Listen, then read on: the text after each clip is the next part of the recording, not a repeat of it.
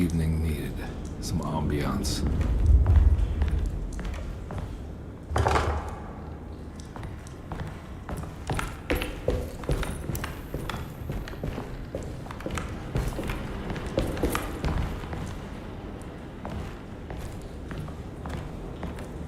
I need the key.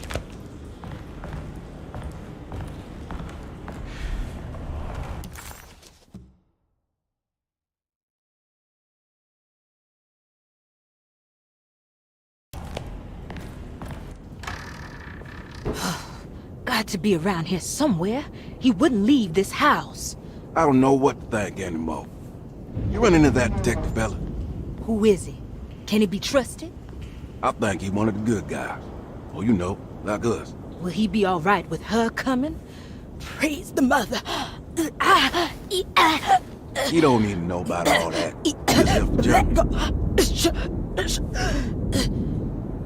Just calm down. It ain't time yet. God, it hurts. As far as I can tell, Detective Comby seems to be solving problems, not causing them. Just be ready in case he starts anything.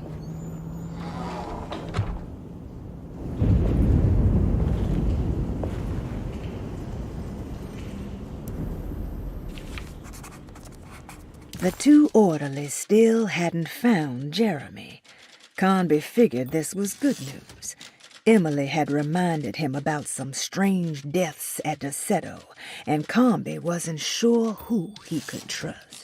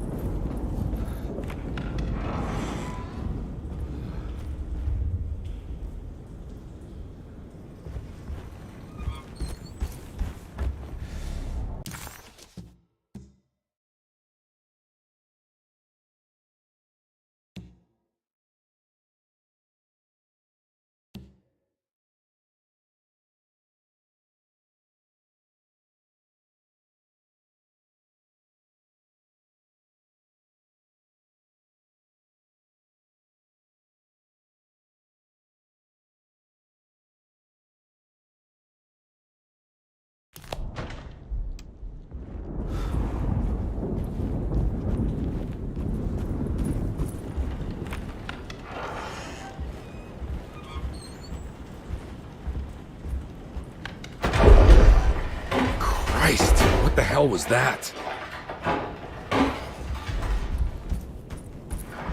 It's blocked. Emily will have to shine. You can't let her ruin our plans. I heard him and Emily fighting. You don't have to worry. I don't worry about the detective. I don't want to run into He the knows his orderlies place. right now. Not sure I can trust them. Right.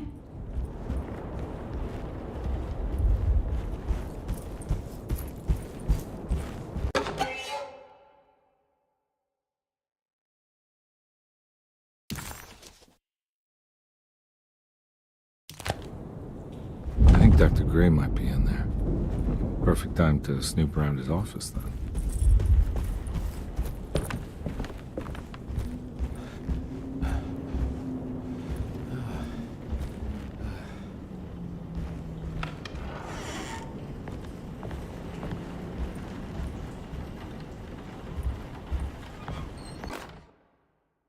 Lunacy in the Astarte Artist Colony, a monograph by Yael Klein.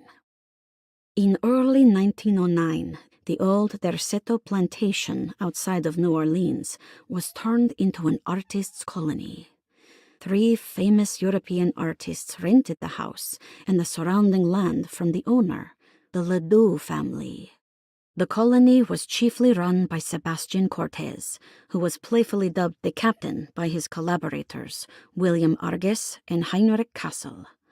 The colony existed for 6 years, until one day all 12 members disappeared without a trace. It is widely believed that their disappearance is connected to the disastrous hurricane that passed through on September 29, 1915, but nothing truly supports this claim. What is known is their frequent participation in New Orleans nightlife, their love for hosting parties, and their elaborate contributions to the Mardi Gras parades as the Pirates of Pontchartrain. Accounts of their lifestyle can be found in almost every gossip column. It can effectively be summed up as carefree and bohemian. In late June 1909, the name Astarte first appeared in the newspapers. Cortez said the name came to him as he was painting. There is never any claim to knowing about the ancient Phoenician fertility goddess with the same name before this time. His fellow colonist Heinrich Kassel did know, because he later produced sculptures that show clear references to ancient idols of the goddess. It's impossible to know for sure how this name suddenly made an appearance, but it is interesting because of Derceto's history.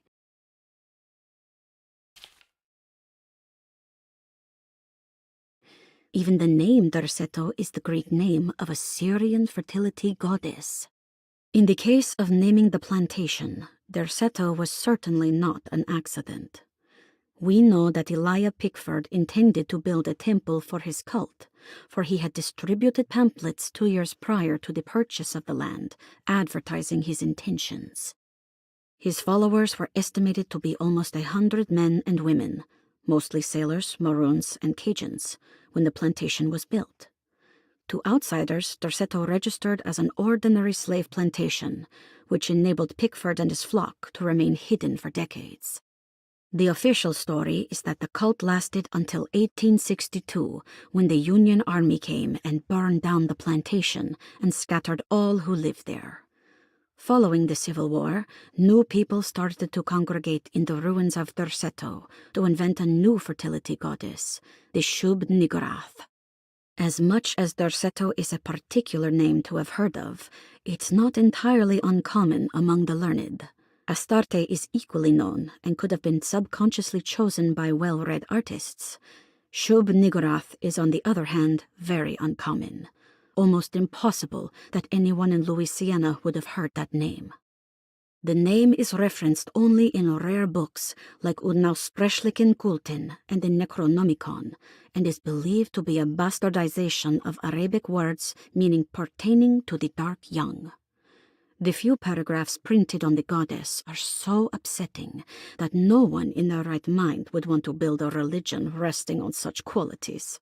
The Shub-Niggurath cult was hard to get rid of, but it is believed that despite the police jailing and killing several cultists over the years, the main culprit in the cult's demise is the cult itself, which seems to line up with every instance of cult activity on Derceto's grounds. When Captain J.W. Norton of the Union Army arrived, he described the people at Derceto as malnourished and maniacal. As much as the army tried to save them, they fought back with fervor, as if nothing was going to stop them from slowly destroying themselves. While the disappearance of the Astarte artist colony remains a mystery, the recurring motif seems to suggest that their fate involved lunacy and a hunger for self-sacrifice to that fertility goddess with 1,000 names.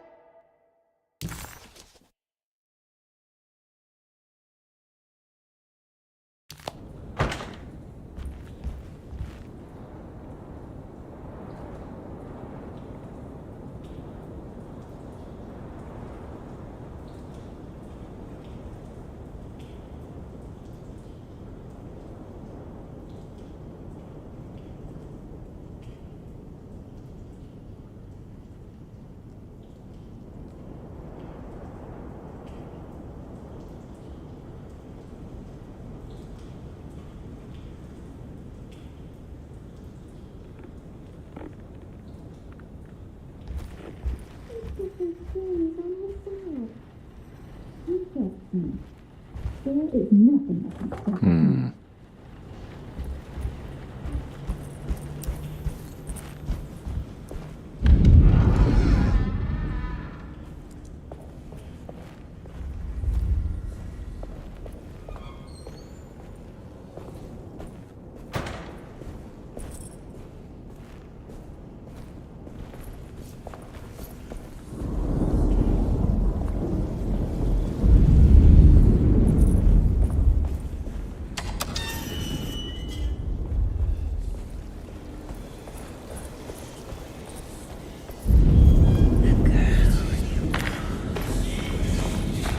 What is that? You must see this.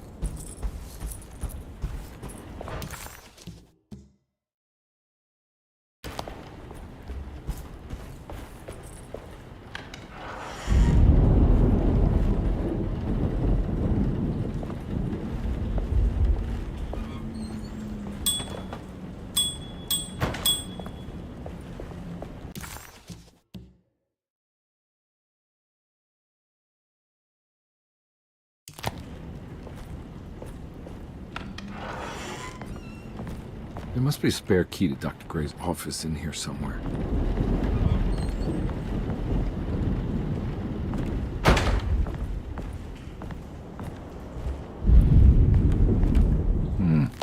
I need the key.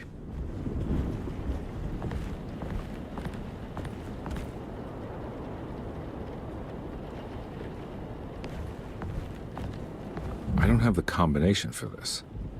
But maybe Jeremy did.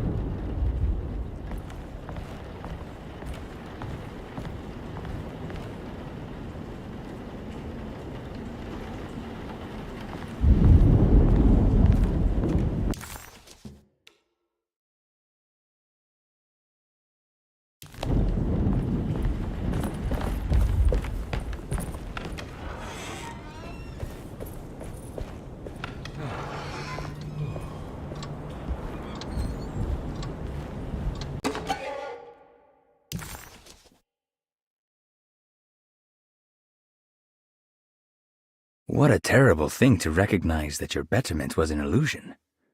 That you are so infatuated by the virtue of struggling that despite all your hard work, you made no real efforts to ever become well. Or that the treatment becomes such an obsession that instead of letting your wounds heal over time, you tear at the flesh in the hope that it will heal better and faster. If only it would bleed in the way you wanted. Do we ever become well? What do you think, Dr. Gray?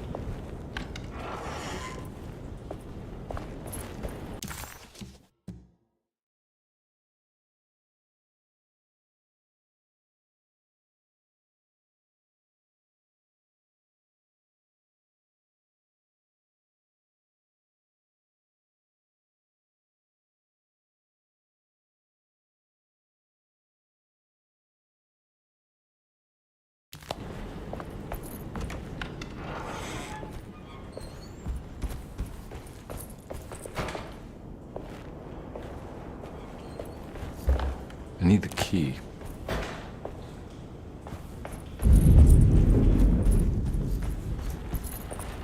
I can't leave. I got a job to do.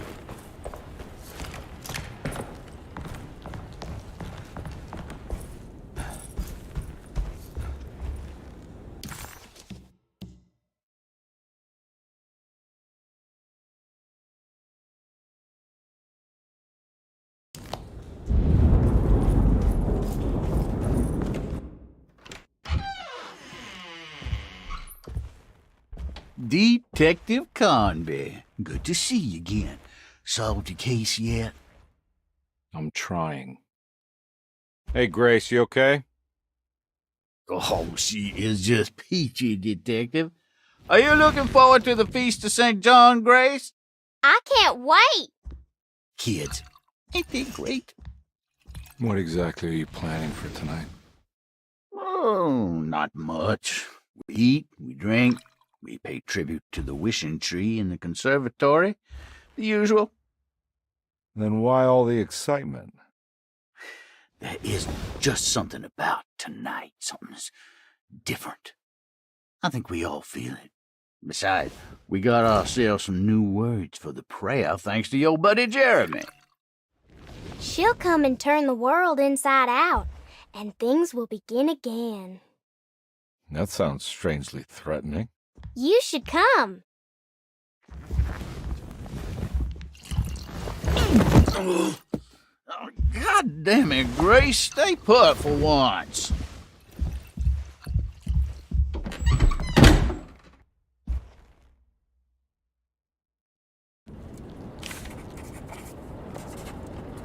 McCarthy was a deadbeat.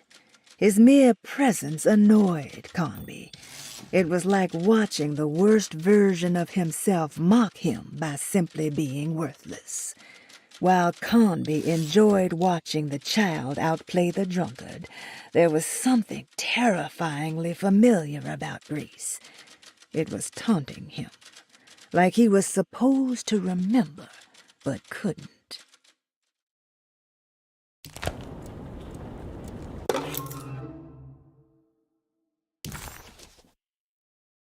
Better hold on to these. Wouldn't want them to get lost.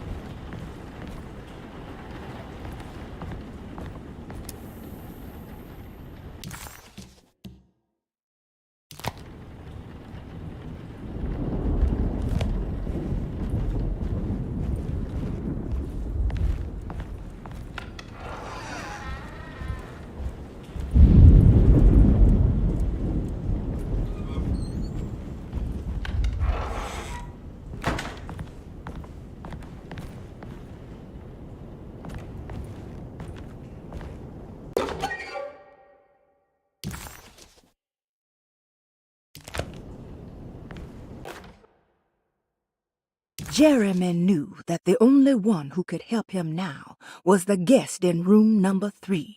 The room seemed to have been empty for so long. But that wasn't allowed to be true. The story needed to be different. To include something from the outside, he would bring the guest back to room 3 and show them what was in that safe. 913. But those were not the right numbers. That was the combination for the safe in the clerk's office.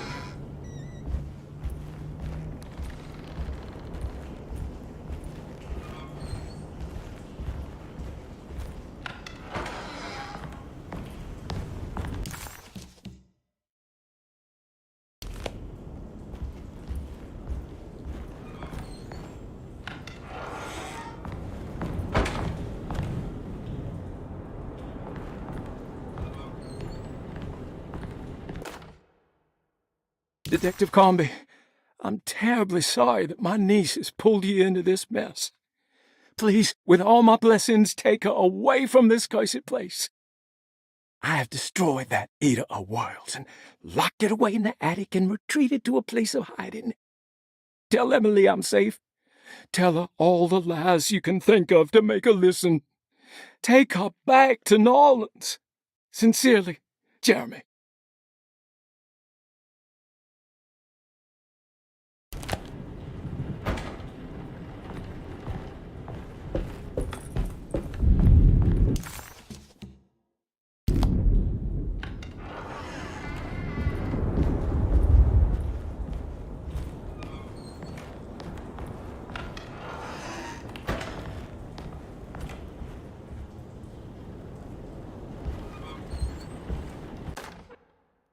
Brother, I need you to trust me. This is the most important moment in our family's history. I know you have doubts and that the terrible Mama Loa told you lies. I would never betray you. I promise. Lottie.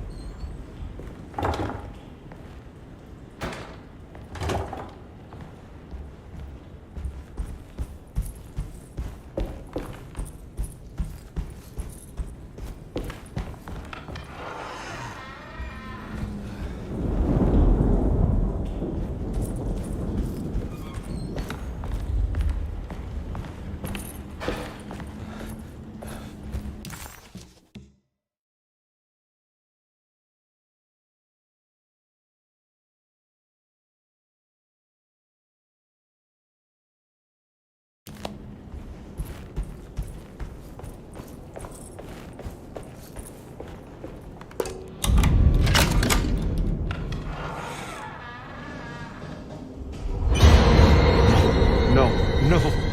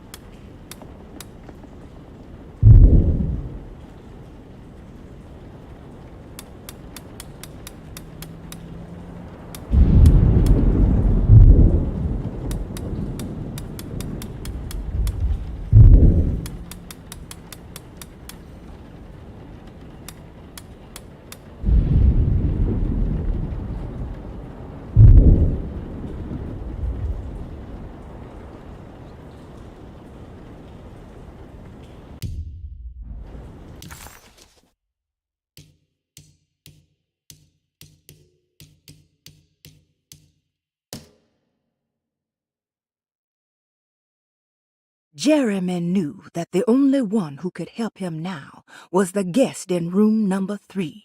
The room seemed to have been empty for so long. But that wasn't allowed to be true. The story needed to be different.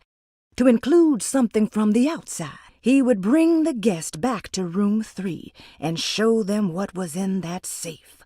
9-1.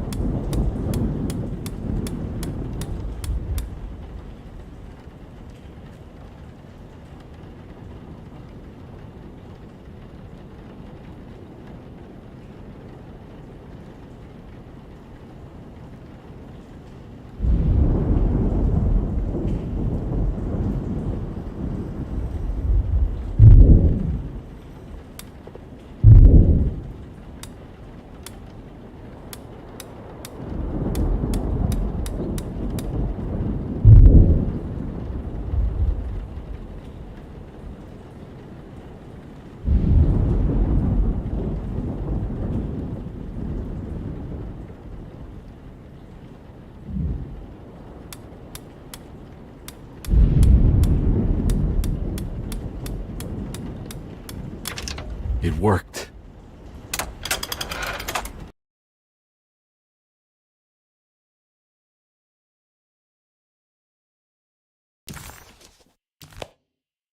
The last guest in the empty room suffered from severe maladaptation. I must write this down, because if I understand the condition sufficiently, it could make me deny this fact at a later date, and there is reason for me to think I may come to suffer the consequences from this dysfunction, as some who came in contact with the guest seemed to adopt a new worldview in which everything was predetermined but broken. Upon accepting this worldview, some memories became unmanageable and later rejected. I do not know what this means. I cannot even remember the fate of the guest. I think they were simply misplaced one day and forgotten. Just like all documents pertaining to this guest, they have all been destroyed, or they never existed in the first place. Who wrote this? There has never been a guest in the empty room.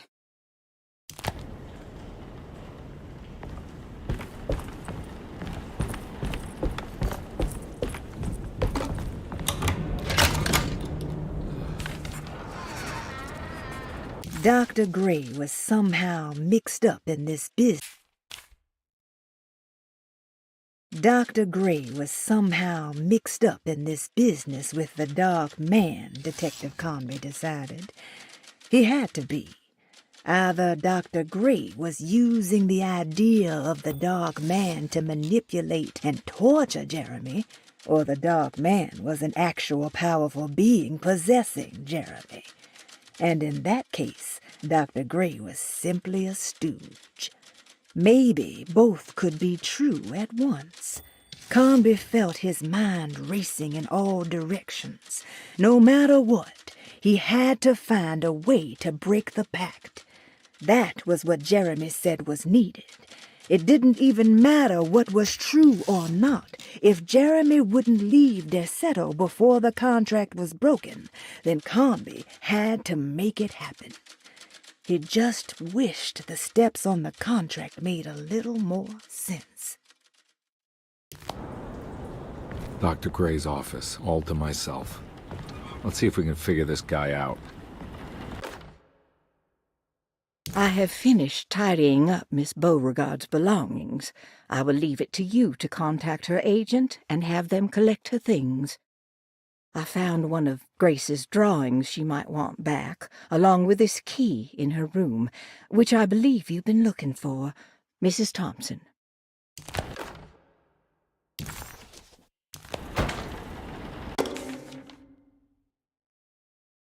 This is where McCarthy has hidden my favorite young. It's very important.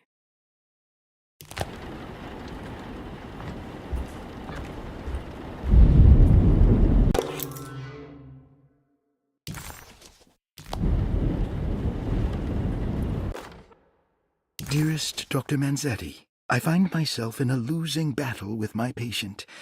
As I've disclosed in my previous letter, his delusions have him completely captured. It's bad enough that he is torturing himself with paranoia, but his madness turns out to be quite persuasive to others, effectively laying the ground for mass delusion. I am writing to you in hope that you can give me some guidance. Beyond my ambition to avoid devastating surgery on my patient, I have grown worried about my own defenses. The words of my patient are deranged, yet they often resonate with something primitive within me. I have tried photographing his brain with X-rays. It was surprisingly difficult to get good results. Dark blotches on the plates kept obscuring all details. My patient looked at the bad plates and cried out in terror, telling me the dark areas was the shadow of the worm, eating him from inside. I could not see anything out of the ordinary. I hope this is a sign that my mind is not as receptive to the madness as I had feared. After further inquiry, my patient described the shadows inside his mind as some kind of chthonic monstrosity that wants to undermine his sanctuary. This is clearly a reference to a place he calls Teroea, a sort of library or convent that works as a psychological haven. With this imaginary haven threatened by this Chthonian, he has now constructed another, less pleasant hiding spot. Lately, he has been bringing up a metaphor of a steamboat that has run aground, that he feels like he needs to start the engines and reverse, but he is afraid that the hole in the hull would cause the whole ship to sink. I've been watching him turn this metaphor into reality for the last week. He knows it's made up, but he is doubling down, trying to make it a real memory. I feel certain that this is my chance to break through the barriers of his self-deceit.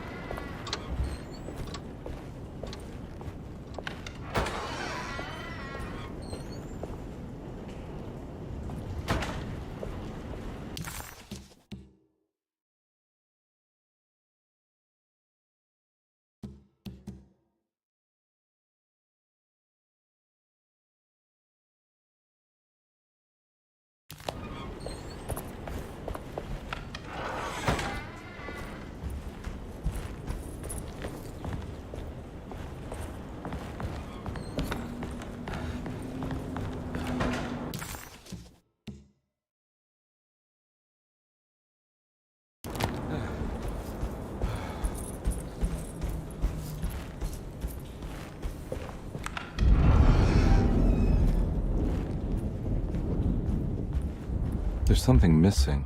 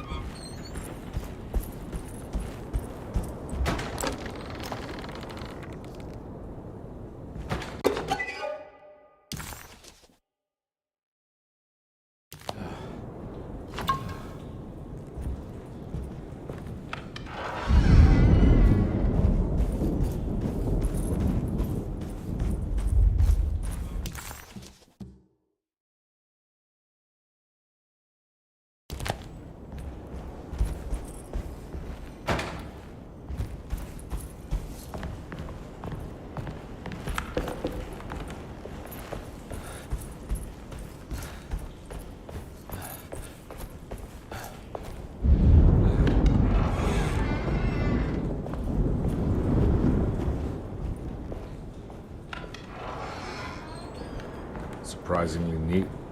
Maybe I've been selling that old barfly short.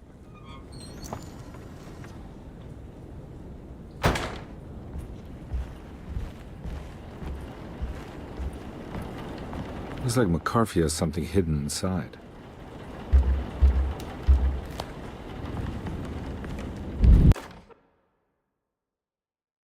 Sometimes I think this place makes me worse. That Derceto might be my grave. A coffin made of ostentatious architecture. A Taj Mahal for the drunken depressed.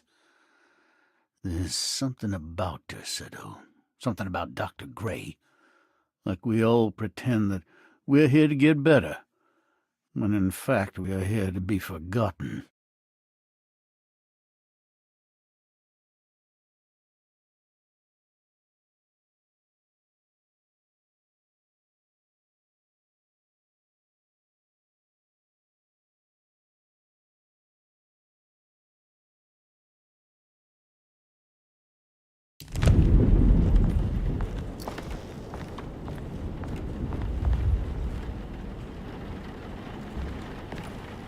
Looks like McCarthy has something hidden inside.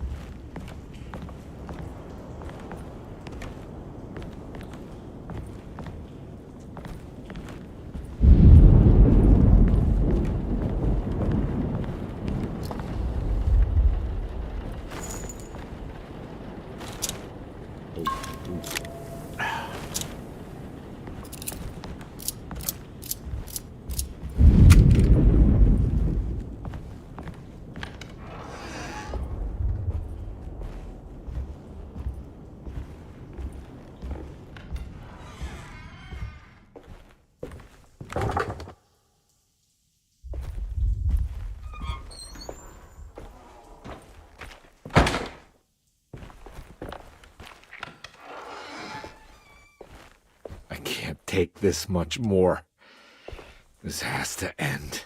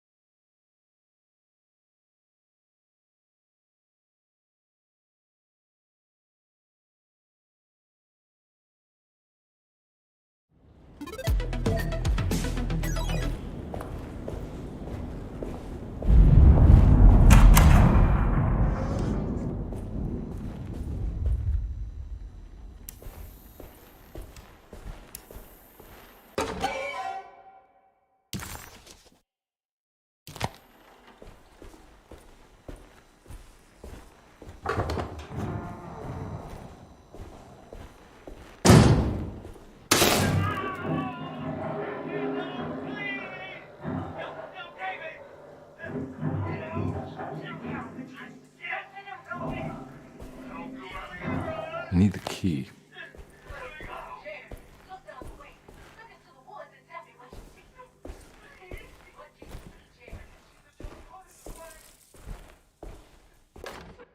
Radiography. Patient Jeremy Hartwood. Date June 14, 1930. Plates. Jeremy's skull proved difficult to capture properly.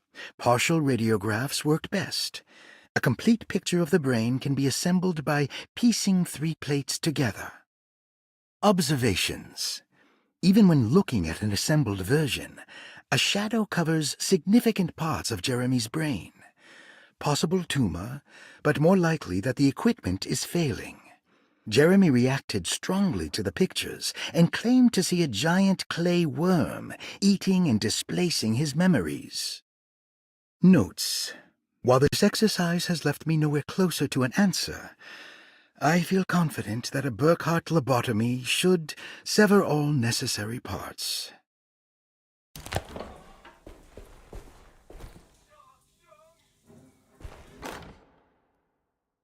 Hypothetical psychosurgery based on the ideas by Burkhardt and the St. Petersburg research could end up saving Jeremy's mind. Severing the connections around the frontal lobe would certainly solve most mental afflictions. The procedure would be brutal in performance, as well as in efficiency. An ice pick pushed through the edge of the eye and into the skull would untether the nerves like Alexander cutting the Gordian knot. As this would likely leave Jeremy in a very different condition, all other paths should first be explored. The medical instrument I would need for this lobotomy is missing, and I should have Waits order a new one.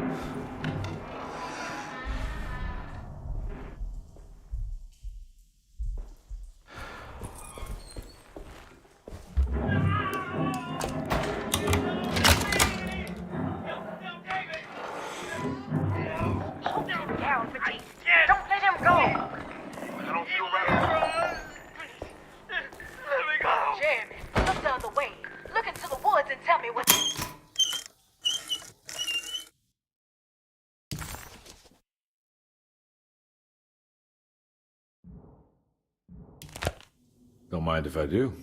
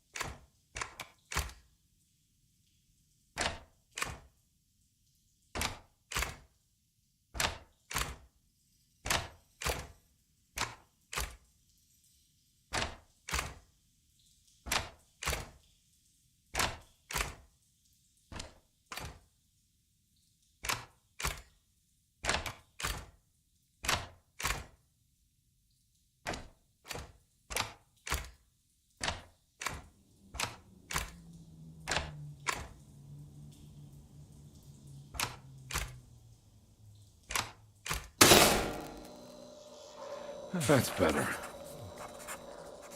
Dr. Gray had been putting Jeremy through some thorough medical investigation. He was trying to break through Jeremy's stories and get to some truth, just like Comby was. Could Dr. Gray have been trying to break the contract as well?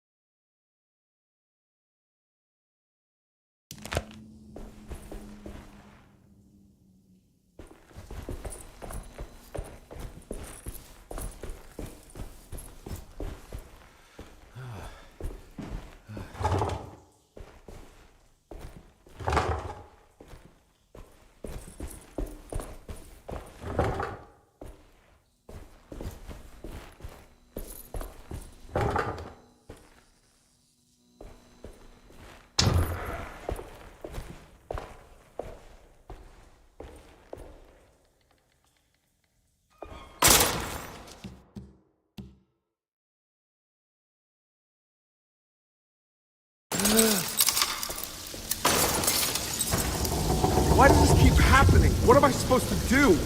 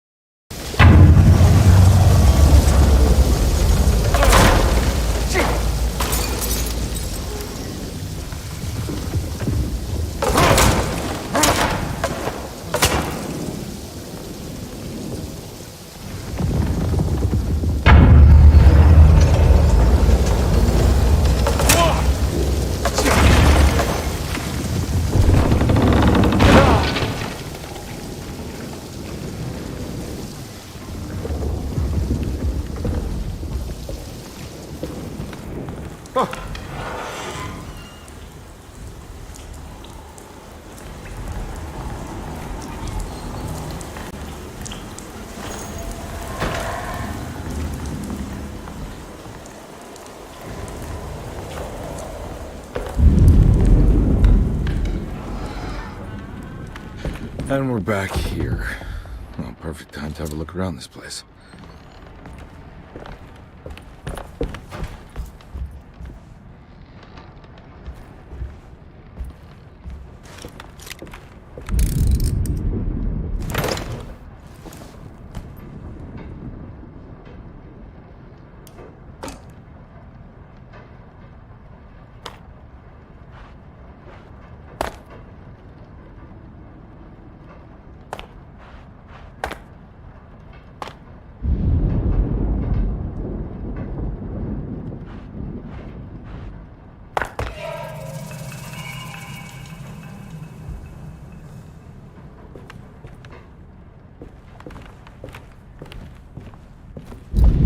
What is that?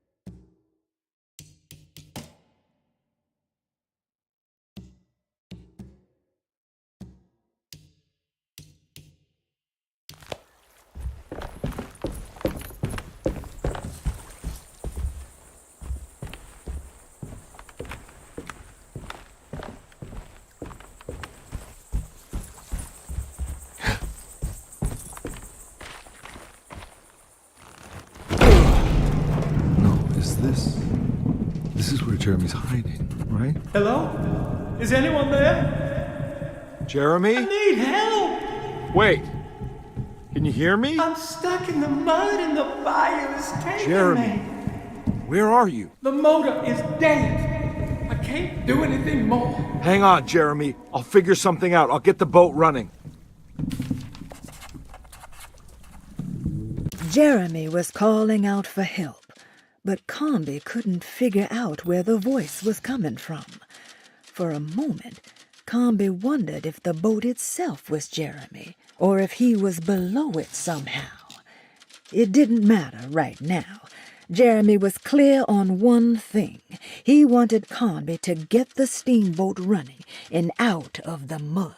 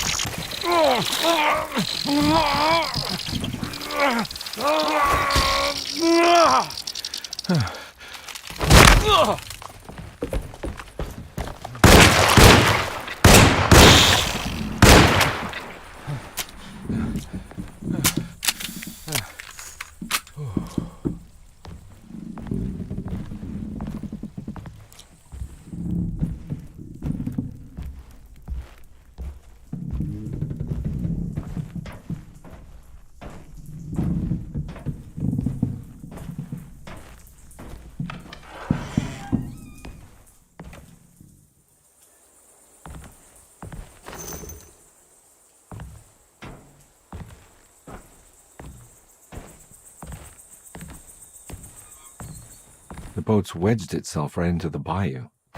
If I get the motor started, I could try reversing back into the river.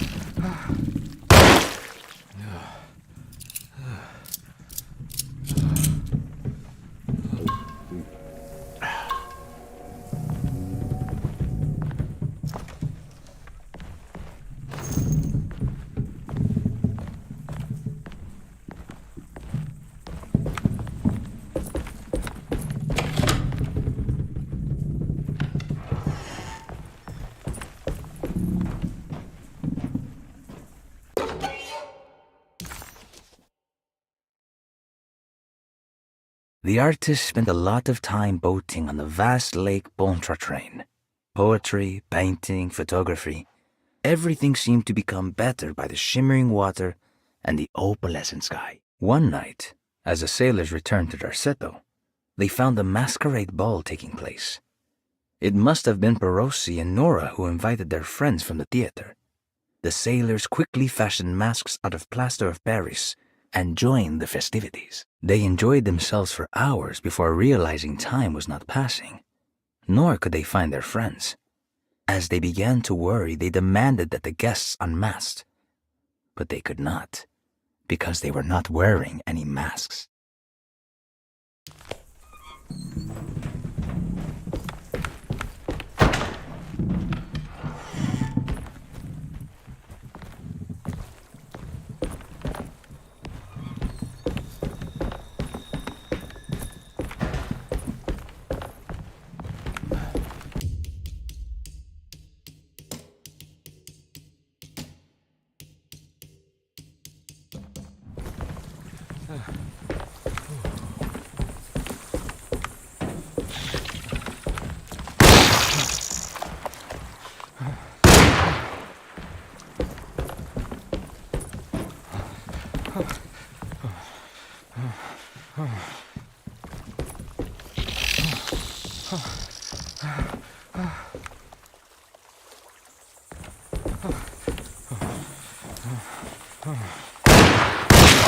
I'm all out of bullets.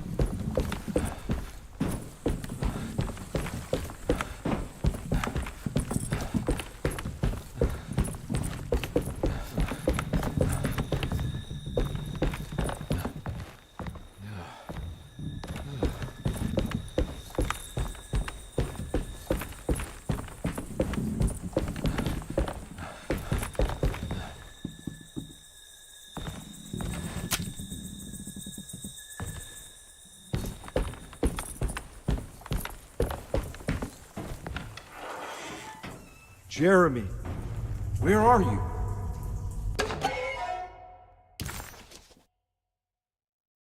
There are many ways to cross a threshold. The easiest one is being invited. A door swung open, leading you inside. Another is sleep, hypnosis, or even sudden fright. There are those who fold spaces that challenge Mobius, or jump through angles that defy Euclid. If you learn to properly use your talisman, you could go anywhere. You wouldn't even need to rely on the fluttering wings of the shrieking Biakis.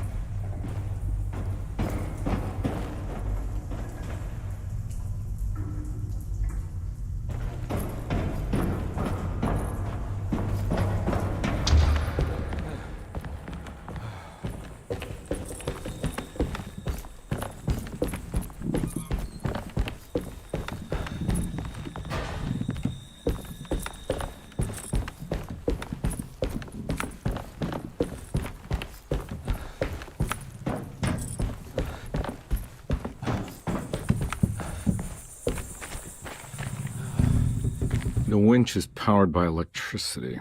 I need to find a way to turn it on before I can use it.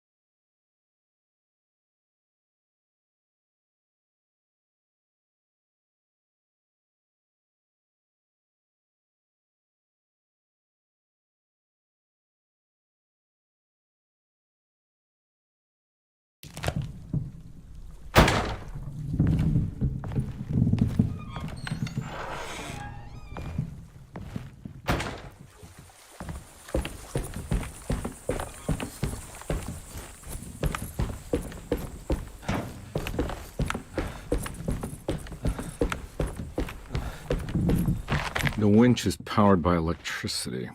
I need to find a way to turn it on before I can use it.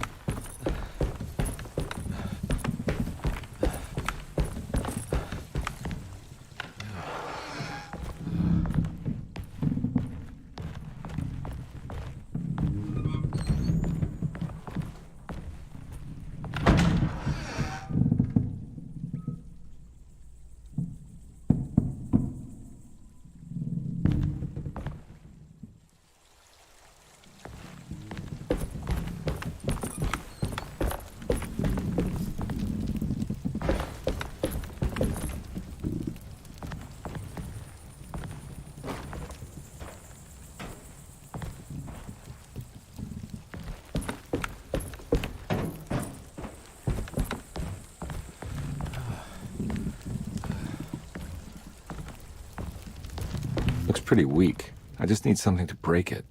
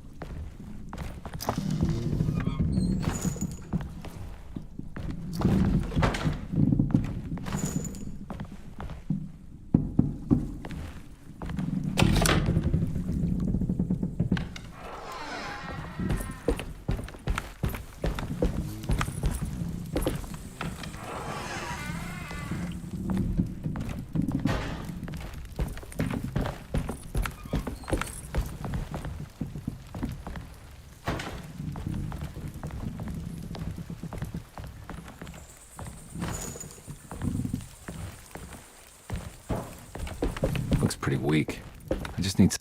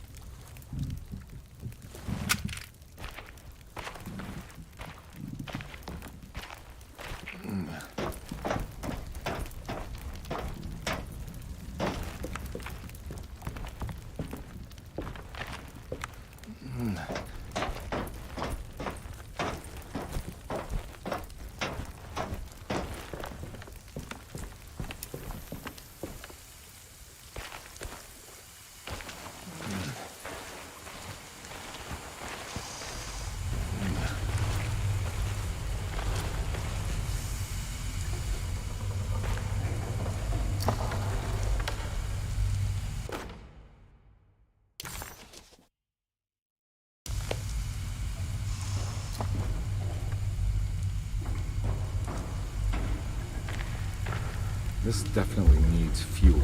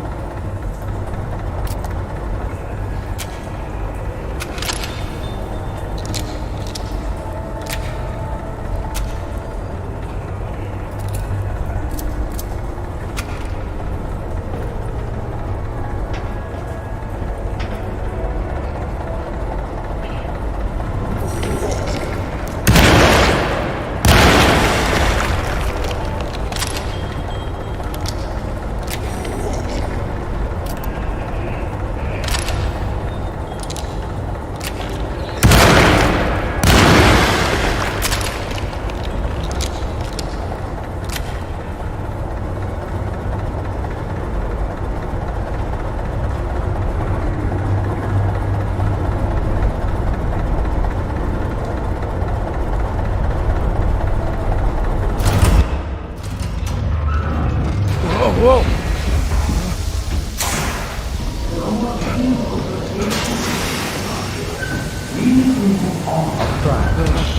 Are you ready to tell me what actually happened? I put a rope around my neck, and then I strangled all life from my body. Are you under the impression that you died? Yes. No. I was supposed to die. What does that mean? That you were supposed to die? I'm the catalyst. I had to die to make the story happen. What story? What are you referring to, Jeremy? 30 years ago, Frederic needed me to die. You're not making any sense, Jeremy. Find your focus. Hey! I cheated everyone. I didn't play my part. Hey! I escaped my doom. My destiny. Again, find your focus. Hey, I'm right here. What the hell is going on? Now everything is wrong. Nothing is in Hey! place. I'm right here! Calm down, Mr. Conby. What do you want? Were you not talking to Jeremy right now? I haven't seen Jeremy all day.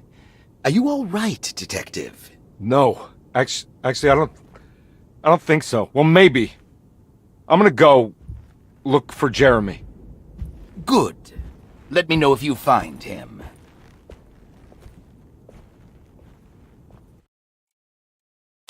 That was Jeremy's self-deceit? A steamboat stuck in the mud? I'm not gonna pretend I understand any of that. What a bunch of psychoanalytic nonsense.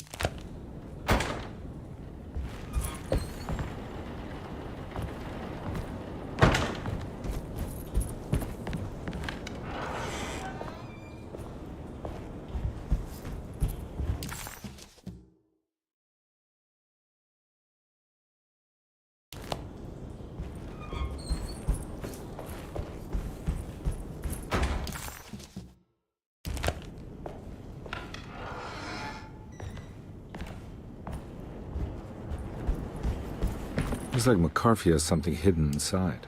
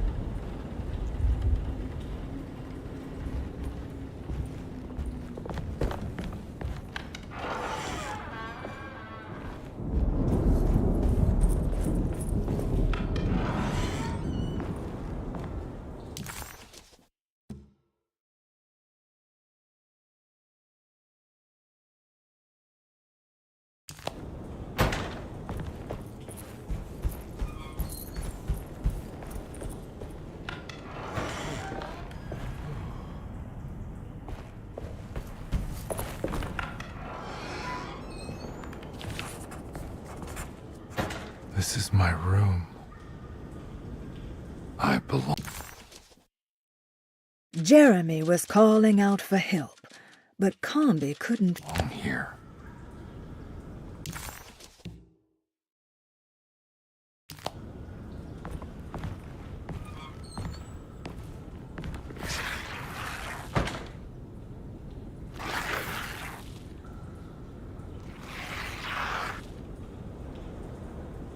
I know that number. Where's that from? I did this. I wrote that.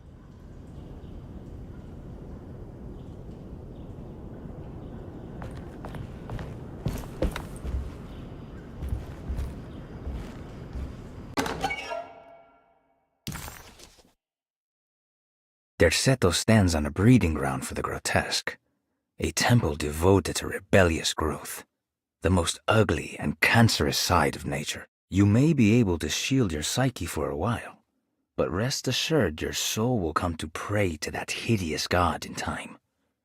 That is the story of every man and woman who gather around that ancient arbor. They all croak, bark, and bleat, because their own bodies are afraid and they wish to repel the evil those words conjure.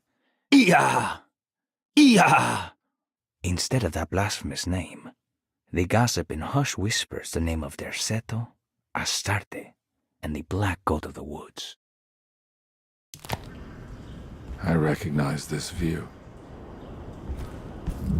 I know the combination. I carry it with me.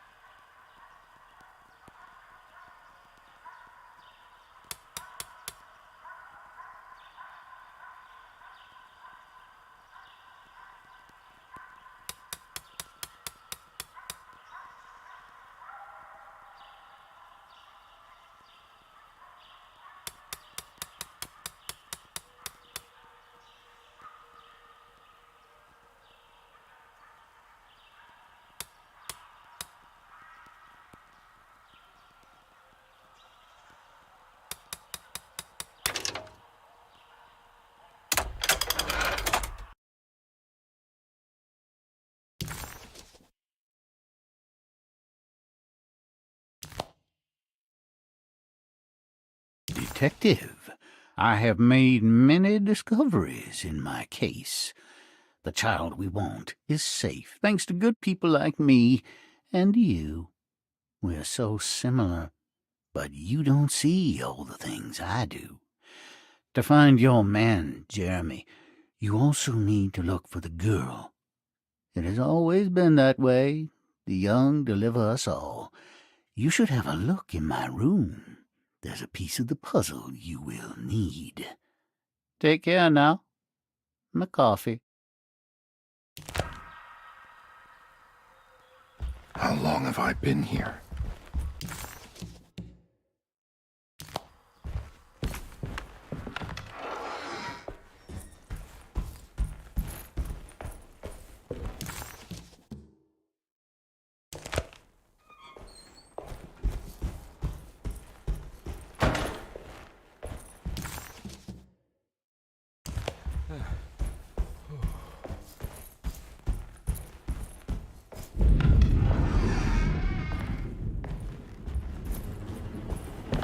Looks like McCarthy has something hidden inside.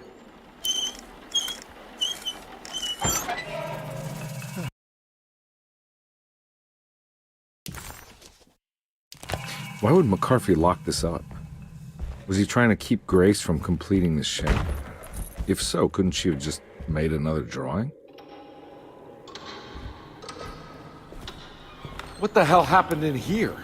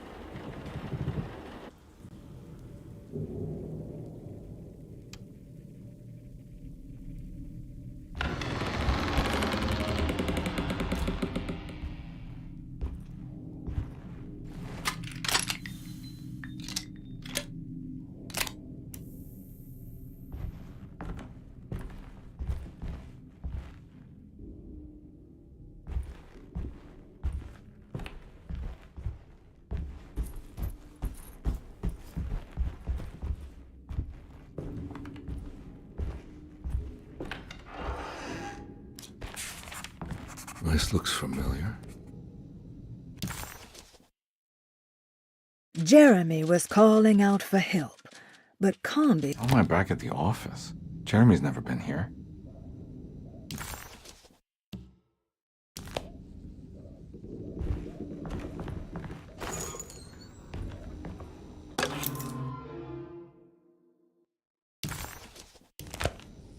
That's me, isn't it?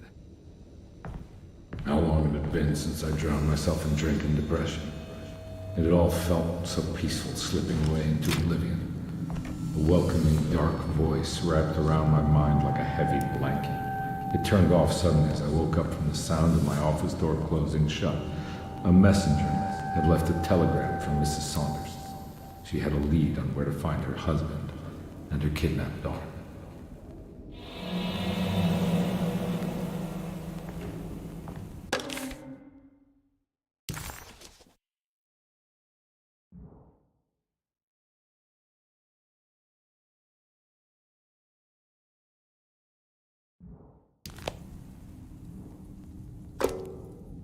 God, I used to...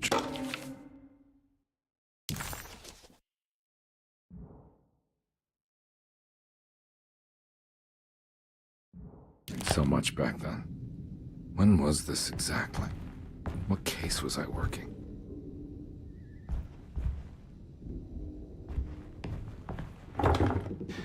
I think I need to figure out where I'm going first.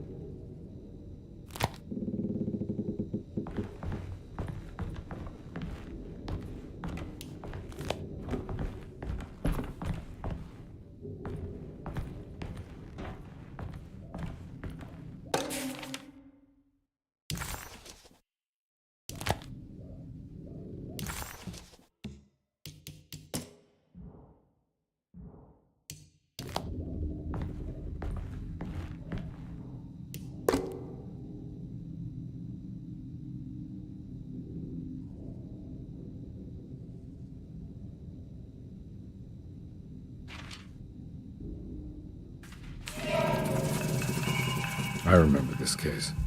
Some kid got taken by her father, headed out of state, but he had made a mistake by selling a painting that his wife actually cared about to a collector named Thornhill to fund his venture. That's how I tracked him down. At least I think...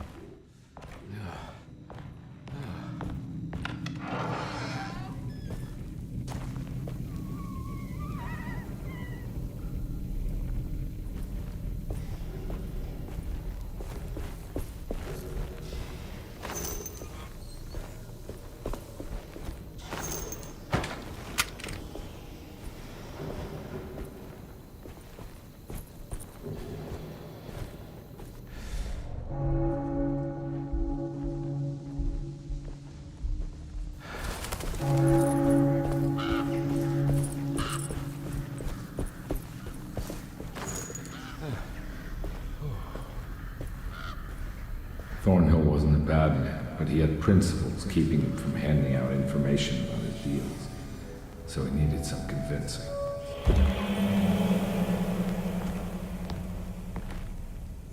Well, every case can't be squeaky clean.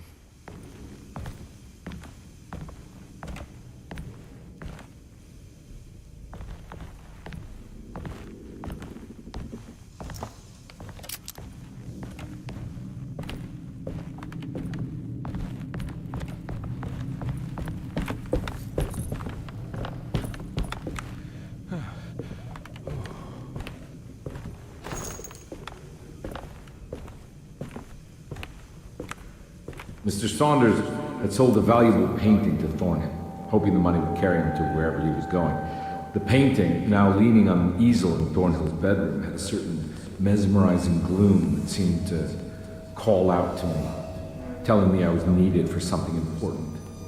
I felt myself falling into the painting, only being brought back by Thornhill, thrusting an address to a Hotel St. George into my hand and asking me to get the hell out.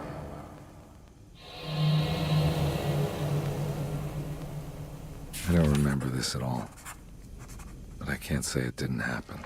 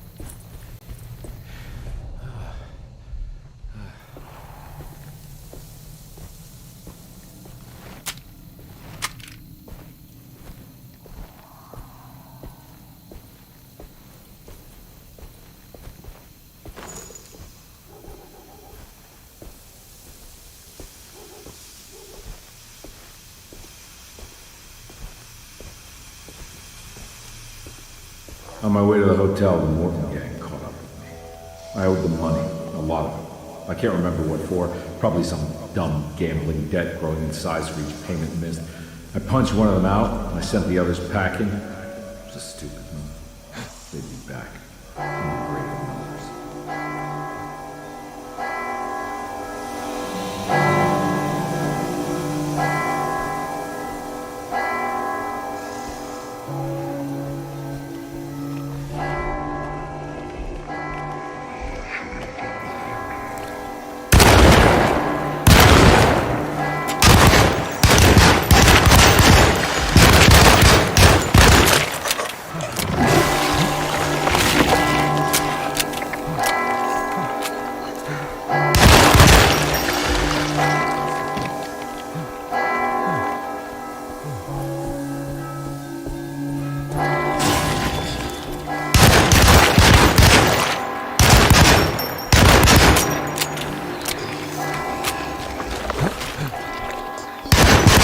I'm all out of bullets.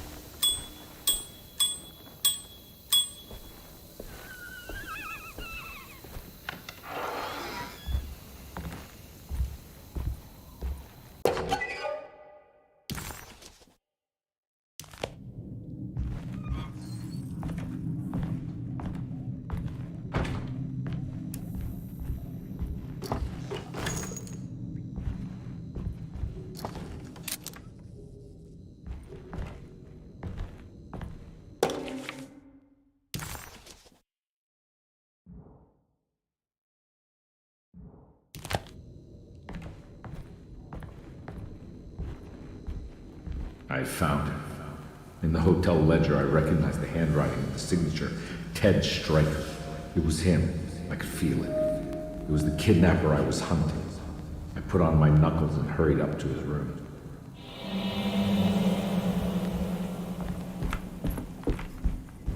Something about that name, Ted Stryker, rings a bell. Feels vaguely familiar.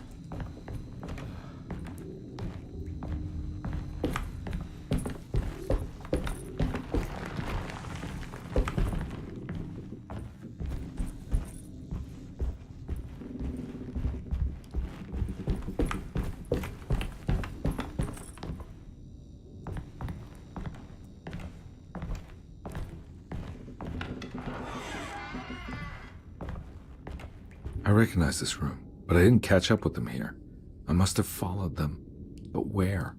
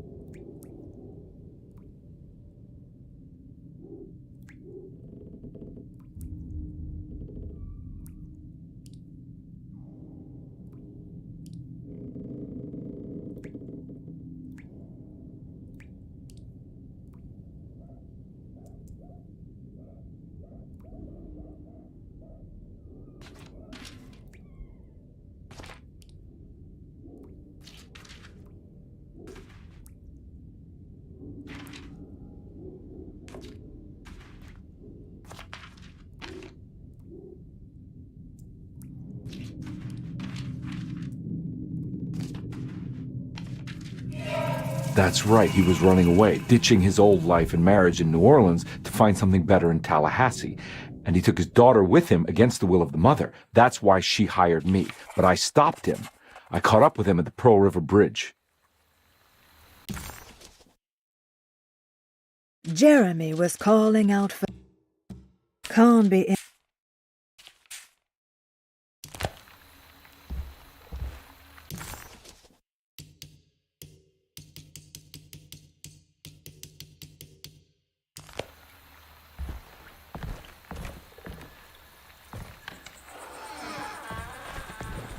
Pearl River. This is where I caught up with them. This is what the Dark Man wanted me to revisit. But I'm still not seeing it. What am I forgetting?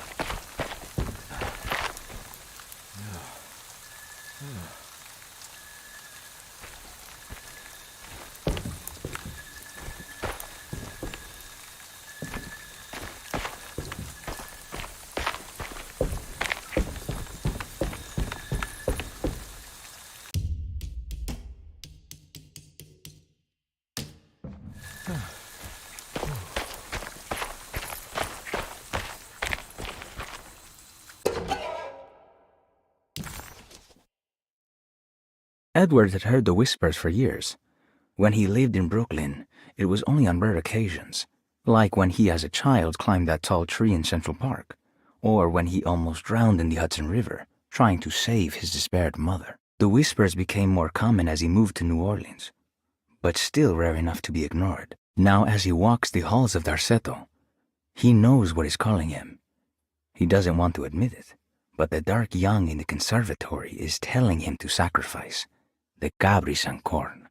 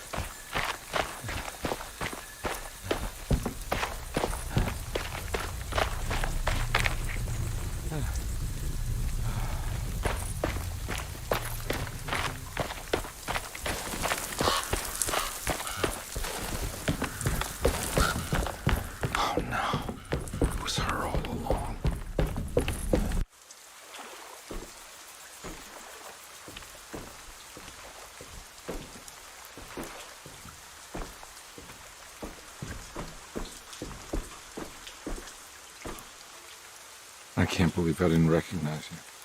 I looked a little different back then, I suppose. Was any of this real? How do you mean? This day, just... so much is happening. I can't...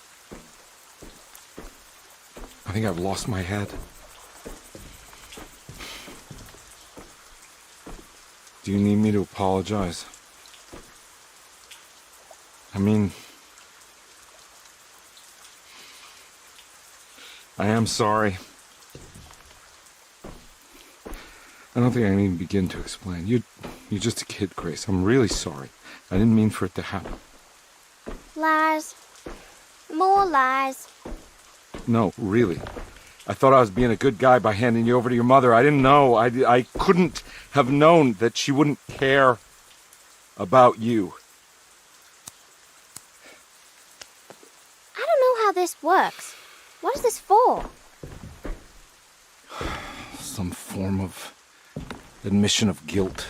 Maybe acceptance. It's what the Dark Man wants. I guess we just watched my father die again then. You think he's alive? I know he is.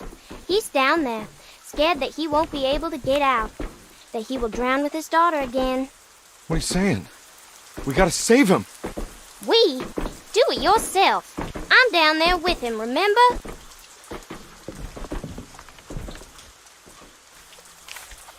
Can I really save them?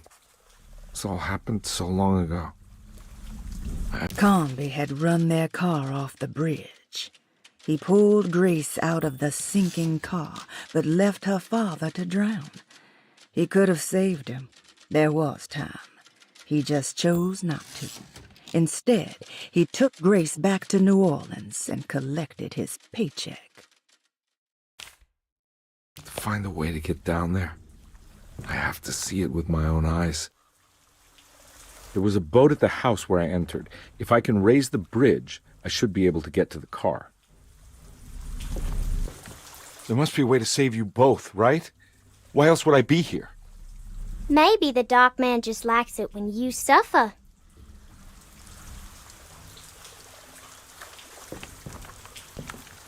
Don't worry, kid.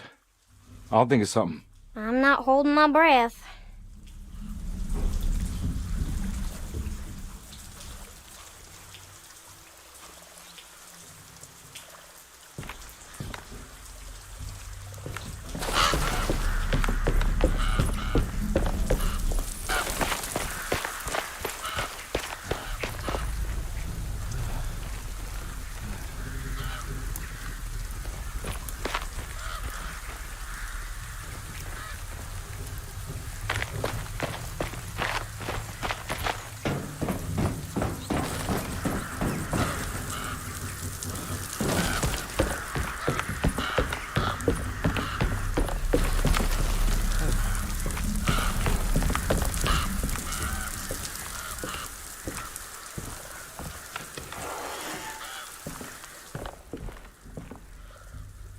This must be where the bridge is operated.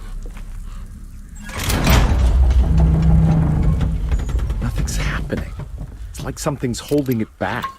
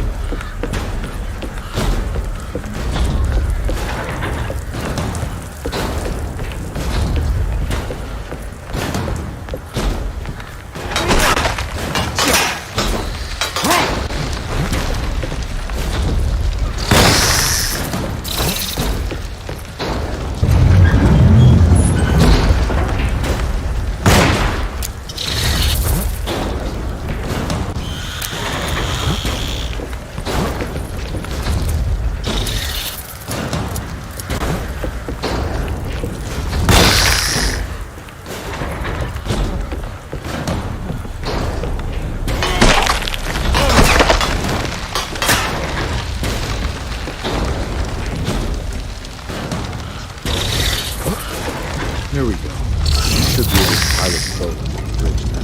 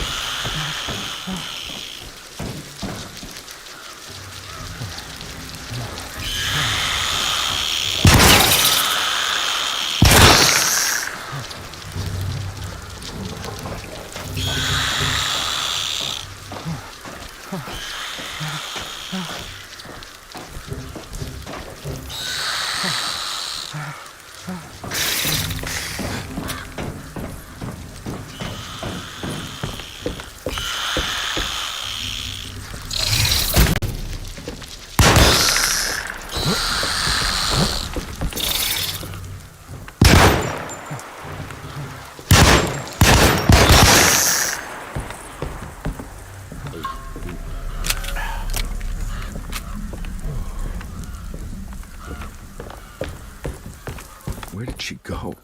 I really hope she didn't jump.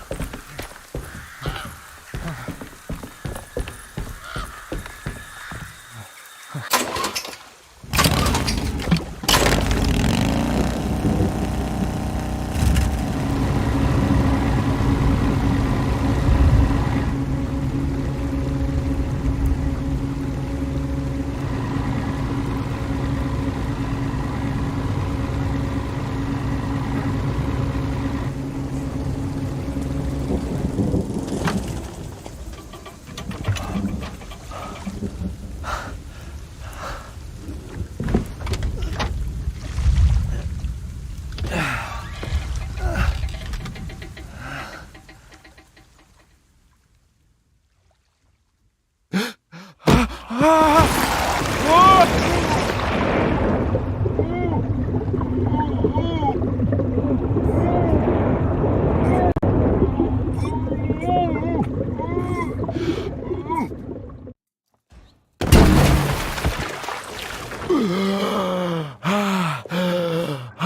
God, Carnby. Are you okay? Don't leave me alone. What the hell have you been doing? What's going on here? Look at this mess! I'm sorry, Mrs. Thompson. Don't make me kick you out of this house. Now get out!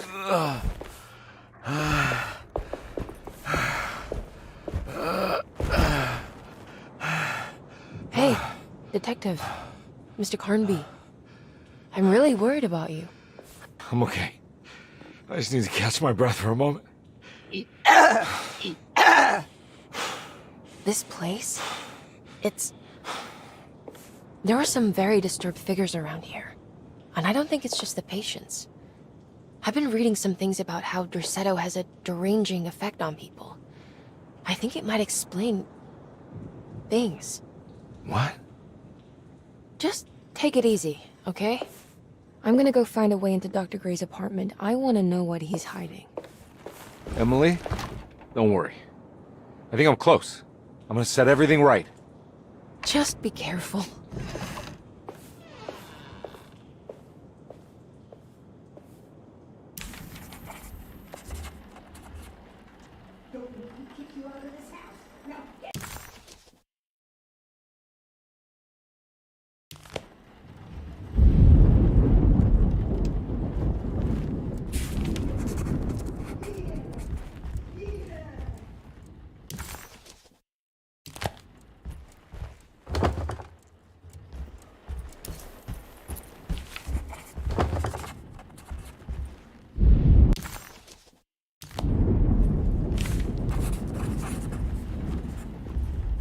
I'm not going in there. She's clearly had enough of me.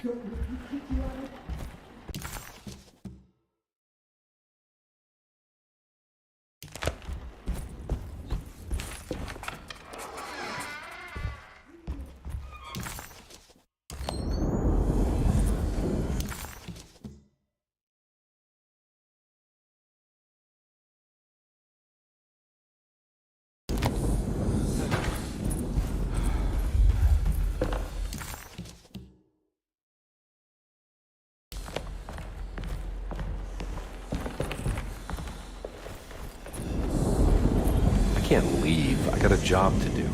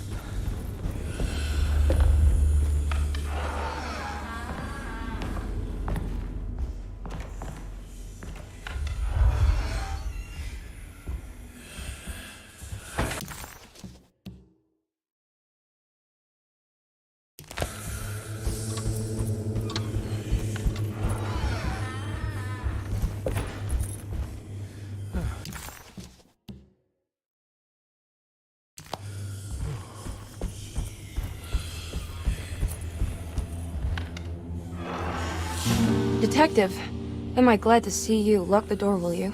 I don't think Dr. Gray would appreciate us snooping around. What's going on here? This feels so strange.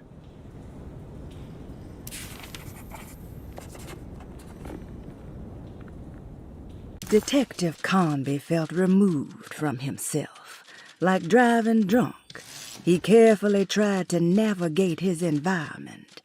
What the hell was going on? Was he finally losing his mind? At least Emily was here to call the police if he went off the deep end.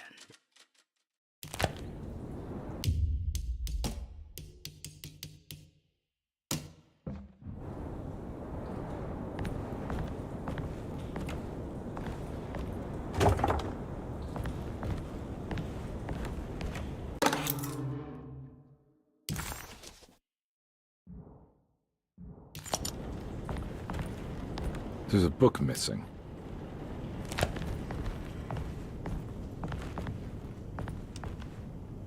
Have you found anything? What? Yeah, I've seen some things. Okay. Let me know if there is anything you want to talk about.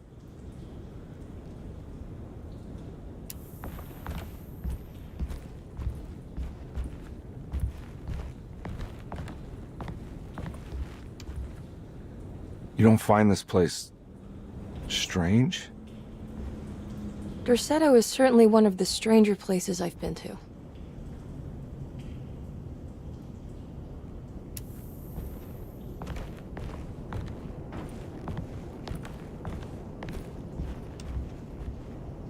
This room feels too real, hyper real, more than anything I've ever experienced. Okay. I don't see what you mean. Forget it. I gotta get back to breaking the contract. Yeah, that's what I was doing.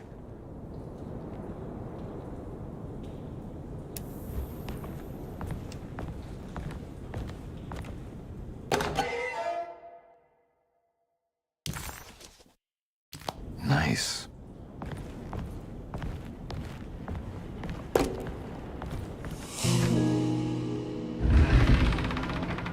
What did you do? I was just rearranging the books. Well, come on, let's check it out.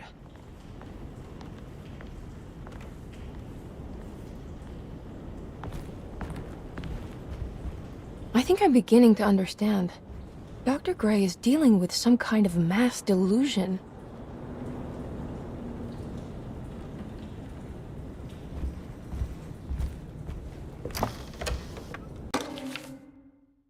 Good to finally meet you, Mr. Hartwood. I'm here on the behalf of your brother Philip. You were expecting me, weren't you? Yes. You're from Derceto, no? That's right. I just wanted to ask you a few questions to see if there is anything I can do to help you and your family. Okay. I understand you're full of imagination. You make up a lot of things. I suppose. And you obsess over them, blurring reality and fiction. Sometimes. Do you want to tell me about the Dark Man? No. No, I don't. That's all right. Perhaps there is something else you can tell me. Something you know to be made up, but you hold dear. Juan? John? Who's John? No. Juan Luis Jorge. Oh, wait there a moment. Here, take a look. Is he... Oh, he is the author. It's a magnificent book. Life-changing even. The real Juan is long dead, but I like to think of him as my friend. My most beloved friend. I see. Do you often do this? Fantasize about people you read about? No. Well, there is Jacob. Who is Jacob? Turn to the last page. Oh, it's a newspaper article. The Prisoner of Ice, Jacob van Ostad. Is he also your beloved friend? Oh, no, Doctor. Not at all. He is the fire that fights fire. Yes, I think it's clear your overstimulated imagination, this mania, needs to be tempered for you to live a normal life. I know your family calls it the Hartwood curse, but I want you to know that there is nothing supernatural about your condition. It's all inside your head. And with that, I'm very qualified to deal with. In time, you will be cured. In time. In time. Yes, in time we will exorcise all your demons, all the dark men. Yeah! Please, Mr. Hartwood, calm yourself. What happened? Oh, don't you worry your little head about it, Miss Hartwood. Your uncle and I just had our first breakthrough.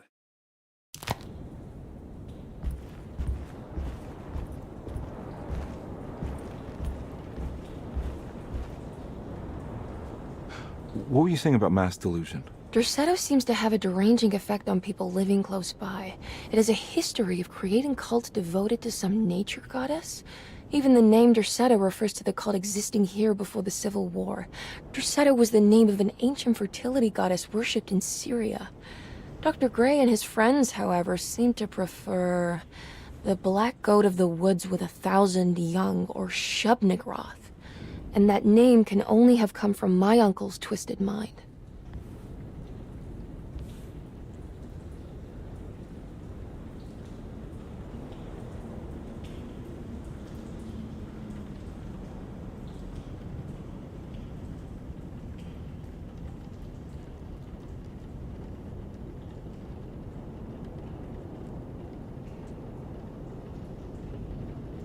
You think all of them are in this cult business? Even Jeremy? I'm not sure any of them have a choice at this point. We just need to find a way to stop all of this.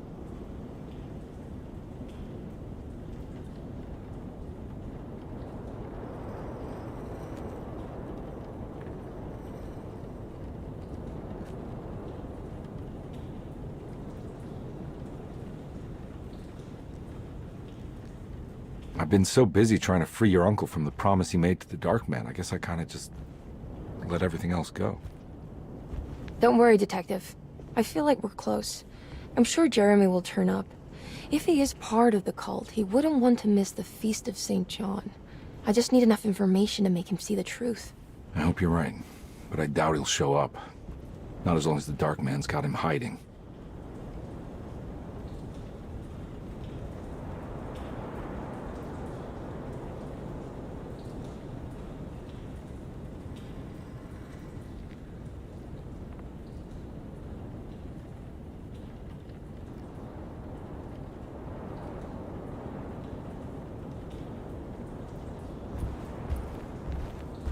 That mark on the floor looks like talisman positions, but from which direction should I look at it?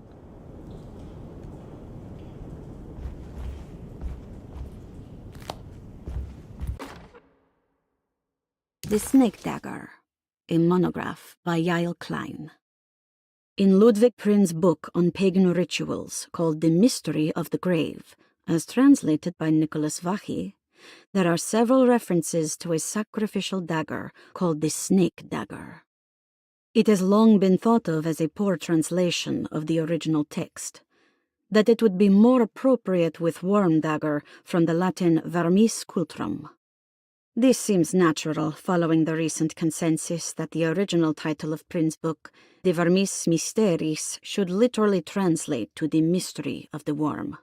However, this would take away from Vachy's great effort at translating the underlying meaning of the words and revealing several cultural beliefs. While Prin certainly was using the term worm as a symbol or synecdoche for death and the dead, which is made clear by the contents of the book, in the case of the dagger, we shouldn't be too hasty to dismiss his translation. Reading through Vachy's correspondence with his patron, it appears that he had more than just the Latin text at his disposal. Vachy had dug up Prin's living relatives and uncovered several cross-referenced historical texts and an actual snake dagger. The dagger was dated to the early Middle Kingdom of Egypt and had such a clear shape of a wave that Vachy considered calling it the sinusoidal blade. Knowing the full story, it seems prudent that he chose to translate it as snake and not worm. There are several reasons why this choice of word helps us understand the pagans that Prin's book attempts to describe.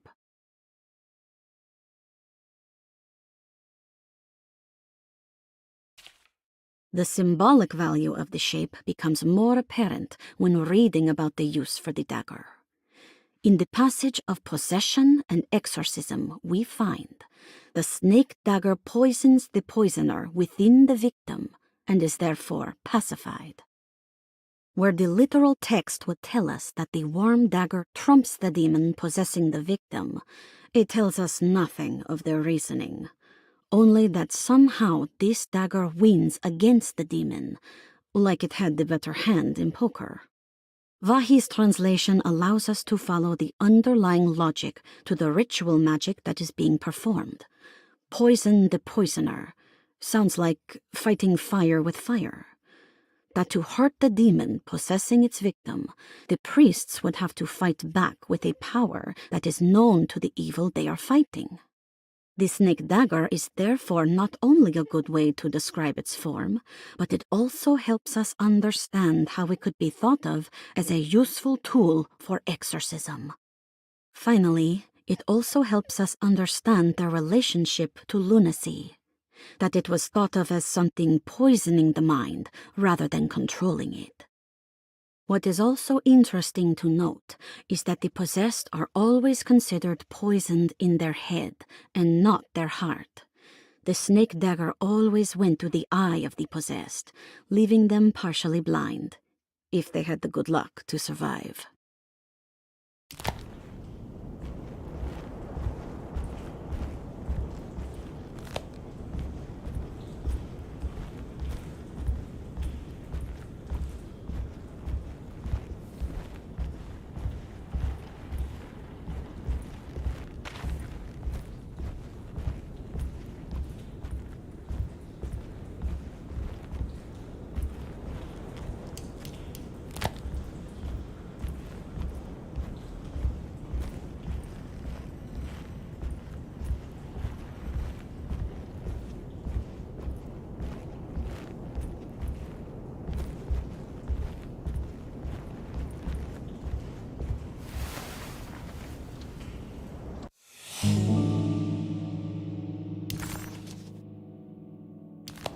Huh.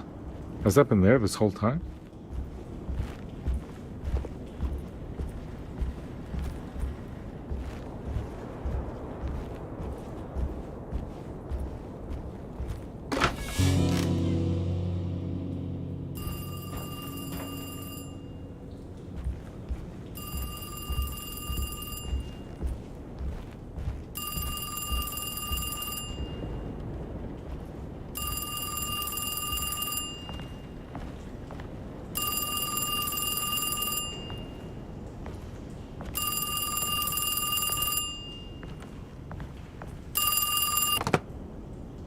Hello? Detective Convey? Who is this? Jeremy? Jeremy is with the Dark Man. You can't save him. Well, I've done everything he wanted so far, and there's just one more thing on the list. I expect him to keep his promise and return Jeremy unharmed. Get out, Detective, while you still can.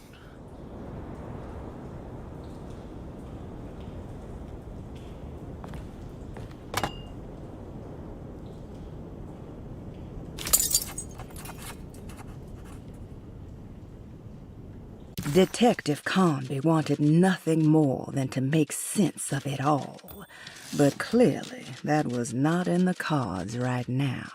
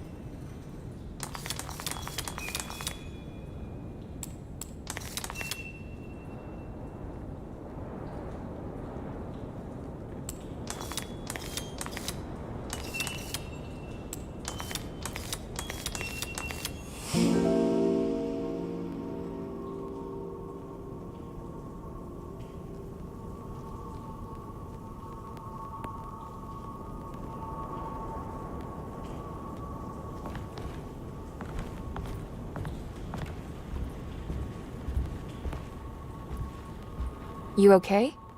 You look a little frazzled. Just stupid telephone. I know. I tried calling the police earlier. The telephone is completely dead. It's not... Yeah, no, the telephone isn't working.